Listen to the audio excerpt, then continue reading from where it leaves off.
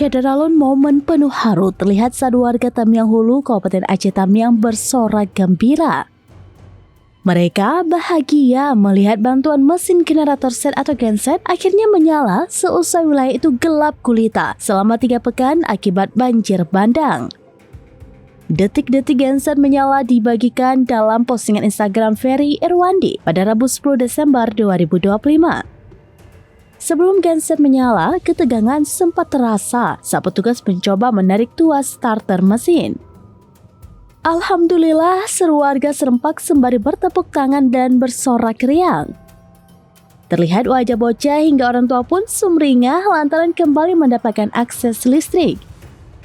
Dijelaskan Ferry Irwandi, bantuan genset ini menjadi solusi darurat dan hanya sementara.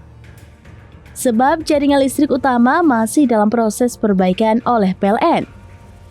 Lebih lanjut, influencer tersebut turut mendoakan kesehatan warga setempat.